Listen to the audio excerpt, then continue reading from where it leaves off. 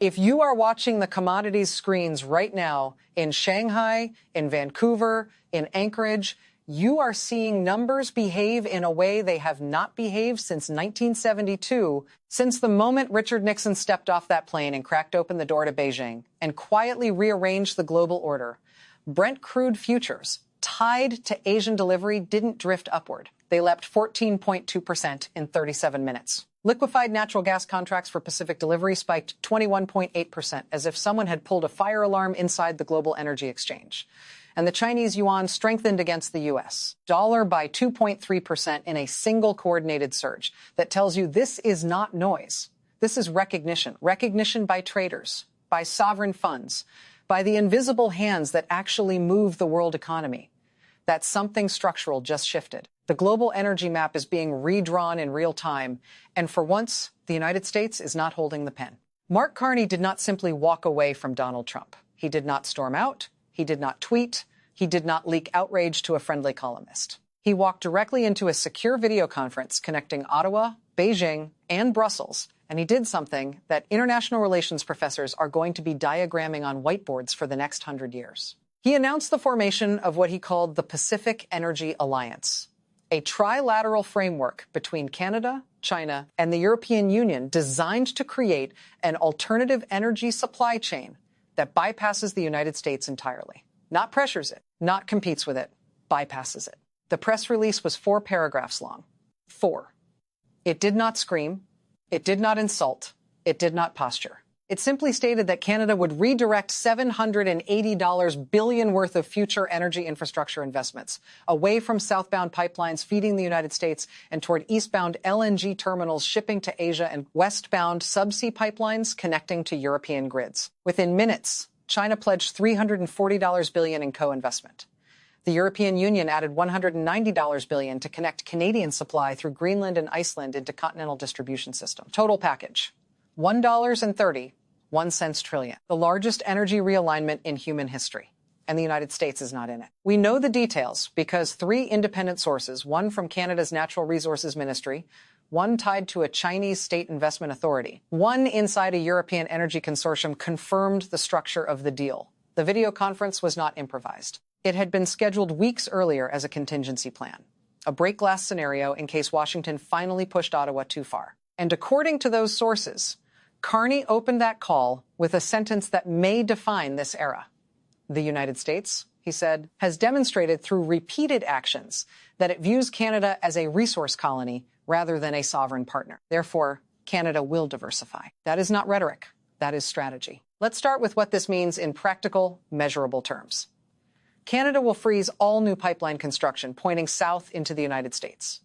Existing pipelines continue under current contracts. No abrupt shutoffs, no energy shock tomorrow morning, but no expansions, no new capacity, no new joint ventures. Instead, 3 mega LNG terminals will rise on the Pacific coast of British Columbia, each with capacity to export 22 million tons of liquefied natural gas per year. Combined, 66 million tons annually, roughly 40% of current U.S. natural gas imports from Canada. That gas was supposed to heat homes in the Midwest, power factories in the Rust Belt, stabilize grids in the Northeast during winter peaks. Instead, it will move to Shanghai, Tokyo, Seoul, and Southeast Asia under long-term contracts financed in part by Beijing.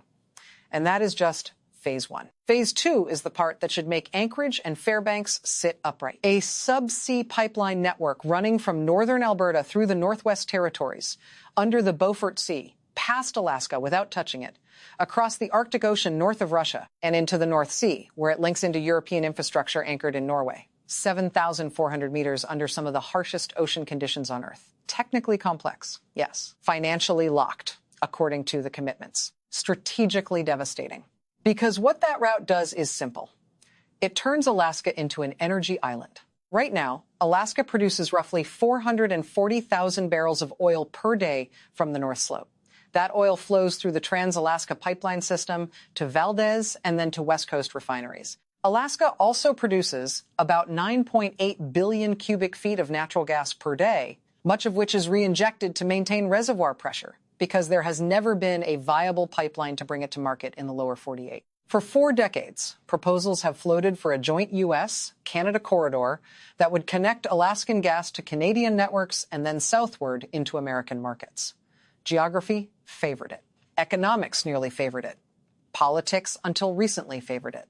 That option is now off the table. When Carney announced the Pacific Energy Alliance and the Arctic Subsea Corridor, he made clear that Canada is no longer interested in serving as a transit bridge for American Arctic ambitions.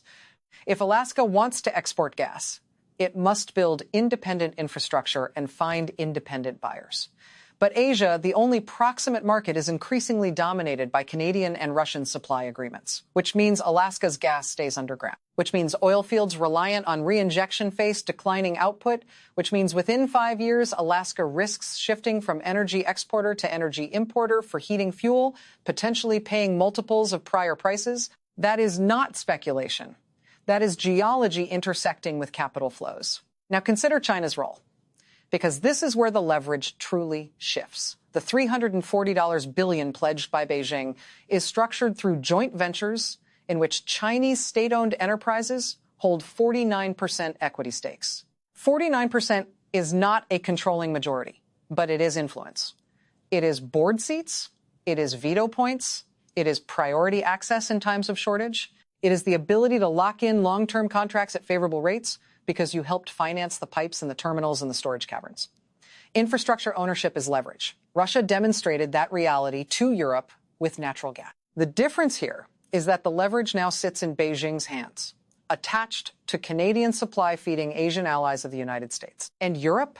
Europe watched Moscow weaponize energy during the war in Ukraine. Europe scrambled for alternatives. American LNG filled some of that gap.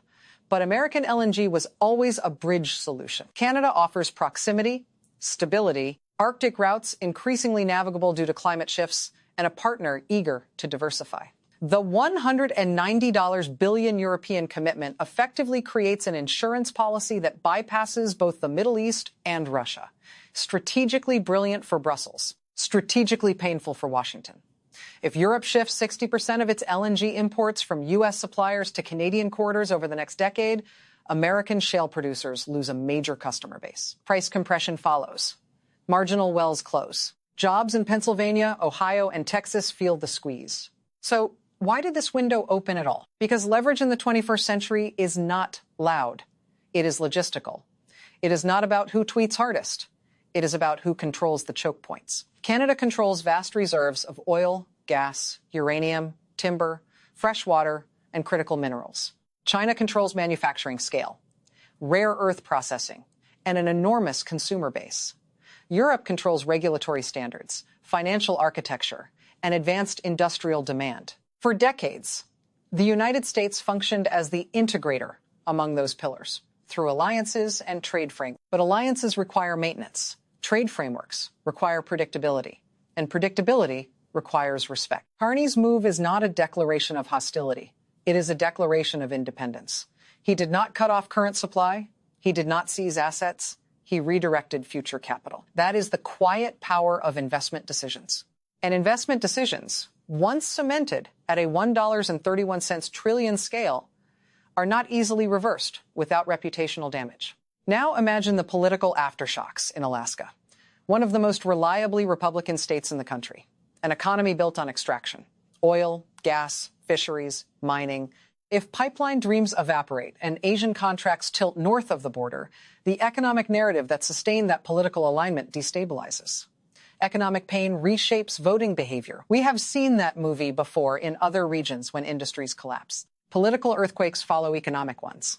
And the timeline? Within 6 months, Canadian firms may halt participation in joint Alaskan feasibility studies. Within a year, Asian buyers lock in Canadian LNG under long-term agreements, leaving hypothetical Alaskan supply stranded. Within 18 to 24 months, production declines become visible. Within 5 years, the structural shift becomes undeniable. There are 3 broad paths from here.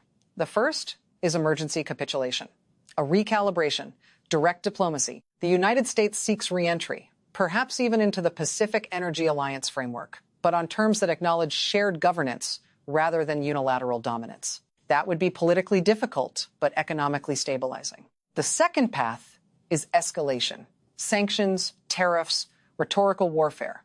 That path risks pushing Canada further into Beijing's orbit and testing transatlantic cohesion if Europe sides with Ottawa. Trade disputes morph into alliance strain.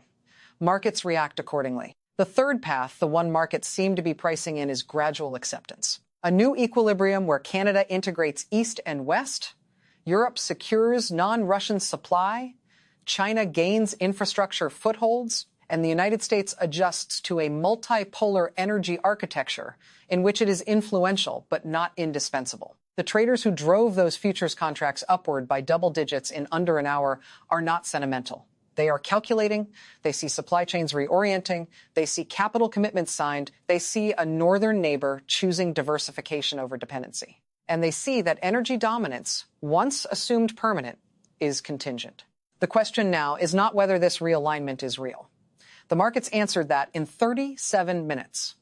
The question is how Washington responds strategically, not theatrically. Because in a world where control over infrastructure equals influence, shouting is not a substitute for access, and nostalgia is not a substitute for policy. Alaska, Beijing, Brussels, Ottawa, they are already moving pieces on a board that suddenly looks very different. And whether this becomes a temporary disruption or a permanent redrawing of the global energy map depends on what happens next, not on what used to be true. And here is the part that makes this more than a market story, more than a diplomatic spat, more than a headline built for cable news banners. Because when energy infrastructure shifts, when trillion-dollar capital flows redirect, when supply chains bend away from one superpower toward a new alignment, the consequences do not unfold in press releases. They unfold in payroll data, in heating bills, in bond markets, in the quiet panic of governors calling Washington asking what just happened. Over the next 12 months, if the Pacific Energy Alliance proceeds on the timeline outlined in that 4-paragraph announcement, the first visible shift will not be in Alaska. It will be in contracts. Asian utilities that were negotiating tentative future supply agreements with American LNG exporters will pivot. Why? Because Canadian terminals backed by $340 billion in Chinese capital offer something Wall Street understands very well: guaranteed throughput, vertically integrated logistics, and partial state underwriting. That lowers perceived risk. Lower risk translates into lower financing costs. Lower financing costs translate into more competitive long-term pricing, which means when a Japanese or South Korean energy buyer signs a 20-year deal, they will sign north of the border. That decision alone reshapes the Pacific Energy Corridor. Then Europe begins its slow migration, not overnight, not dramatically, but incrementally, contract by contract. The European Union's $190 billion commitment to Arctic linkage through Greenland and Iceland is not charity. It is insurance. It is a hedge against ever again being cornered by a single supplier. Europe remembers what dependency feels like. And Canada, stable, resource-rich, geographically accessible, becomes the ideal alternative. As those pipelines come online, American LNG cargoes that once crossed the Atlantic as emergency shipments start facing competition from a supplier embedded directly into European grids. For American producers, that means margin compression. For shale operators who built expansion models on export growth, that means recalculating debt loads. For energy-heavy states that relied on royalties and severance taxes, that means budget strain. And for Alaska, it means isolation becoming tangible. Because here is the brutal math. Alaska's oil fields rely on natural gas reinjection to maintain reservoir pressure. Without economically viable export routes for surplus gas, reinjection remains a technical solution, but not a growth engine. If production declines, accelerate. State revenue declines with it. Alaska's permanent fund, the bedrock of its fiscal identity, depends on oil wealth. If that wealth erodes, the ripple effect moves from pipeline engineers to teachers to small business owners in Anchorage who never thought Beijing or Brussels would shape their balance sheets. And politically, the shock could be seismic. Alaska has long defined itself as rugged, independent, energy, powerful. If the narrative shifts from energy frontier to stranded asset, voters will demand accountability. They will ask why Canada is building pipelines that arc around them instead of through them. They will ask why Asian markets that once courted Alaskan supply are signing Canadian contracts instead. And in that moment, ideology gives way to economics. When livelihoods are threatened, party loyalty weakens. Zoom out even further and the geopolitical architecture becomes clearer. China's 49% equity stakes in terminals, fleets, storage facilities, those are not passive investments. They are strategic footholds. They give Beijing influence over scheduling, allocation, and pricing mechanisms. They create interdependence that is difficult to unravel without economic cost. If Washington attempts to pressure China through energy sanctions in the future, Beijing can counter not by cutting off American supply directly, but by tightening valves on Canadian exports feeding U.S. allies in Asia. That is leverage by proxy. Quiet, contractual, devastatingly effective. Europe, meanwhile, gains diversification without overt confrontation. It strengthens energy resilience while sidestepping Middle Eastern volatility and Russian coercion. From Brussels' perspective, this is rational statecraft. It is not anti-American. It is post-American in the narrow sense that Europe no longer assumes U.S. supply is its default stabilizer. And that phrase, post-American, should not be thrown around lightly. It does not mean decline in military capacity. It does not mean collapse of the dollar tomorrow morning. It means something subtler, but perhaps more enduring: the erosion of indispensability. For decades, the United States sat at the center of trade flows, alliance structures, and energy corridors. Allies might disagree, rivals might compete, but Washington remained the hub. The Pacific Energy Alliance redraws that hub-and-spoke system into something more triangular. Ottawa, Beijing, Brussels forming a corridor that does not route through Washington at all. Now consider the three scenarios ahead. Scenario A remains possible but narrowing. Strategic recalibration, direct engagement, a recognition that partnership cannot be demanded, only maintained. If Washington seeks entry not as overseer but as collaborator, there may be space. But that requires acknowledging that leverage has shifted. Pride becomes expensive when capital commitments reach $1.31 trillion. Scenario B, retaliatory escalation carries risks far beyond energy. Tariffs on Canadian goods would reverberate across automotive, agriculture, manufacturing. Sanctions on joint ventures could entangle European firms. NATO cohesion could fray if economic disputes spill into security debates. China, watching closely, would welcome any fissure that weakens Western unity. Scenario C, the one markets are already pricing, is structural adaptation. Canada integrates East and West. China secures long-term supply through ownership stakes. Europe locks in Arctic corridors. The United States adjusts to a more distributed system where it competes rather than coordinates. And here is the quiet truth underneath the drama. None of this required hostility. It required only opportunity. Canada did not need to attack. It needed alternatives. China and Europe did not need to conspire. They needed access. Once those pieces aligned, the shift became logical. Energy dominance in the 20th century was about reserves and military projection. In the 21st, it is about infrastructure and capital alignment. Who builds the terminals? Who finances the ships? Who owns the storage caverns? Who signs the 2 zero-year offtake agreements? Those decisions, made in conference rooms rather than on battlefields, determine influence for decades. So when Brent futures jump 14% in under an hour, that is not hysteria. That is recognition that infrastructure momentum has momentum of its own. Steel-laden seabeds does not pivot easily. Contracts signed across continents do not dissolve because someone issues a statement. For Americans watching this unfold, the lesson is not despair. It is clarity. Alliances cannot be treated as permanent entitlements. Trade relationships cannot be sustained by dominance alone. In a world where supply chains are global and capital is mobile, respect becomes a strategic asset. Alaska's fate will be the most visible barometer. If investment dries up, if production declines, accelerate, if heating costs climb, the political response will be loud. Governors will demand federal action. Senators will push emergency measures. But by the time emergency measures are debated, the capital will already be committed elsewhere. 20 years from now, students may study this moment as a case study in how great powers adjust or fail to adjust to multipolar realities. They will look at the Pacific Energy Alliance and ask whether it marked the end of American energy primacy or merely its transformation. They will examine how currency markets responded, how futures traders reacted within minutes, how equity stakes created long-term leverage without firing a single shot. And they will note that the turning point was not a war, not a blockade, not a crisis speech. It was a video conference. A 4-paragraph announcement, a redirection of investment flows. Control in the modern era is rarely lost in explosions. It is seated in spreadsheets. The United States remains powerful. Its resources are vast. Its innovation capacity unmatched. But power that assumes permanence becomes brittle. The Pacific Energy Alliance is a reminder that geography alone does not guarantee advantage. Partnerships do. Predictability does. Mutual respect does. Whether this becomes a cautionary tale or a catalyst for recalibration depends entirely on what comes next. Markets have reacted. Allies have repositioned. Infrastructure planning has begun. Now, the only unanswered question is whether Washington recognizes that the board has changed and whether it chooses strategy over spectacle before the new map hardens into permanence.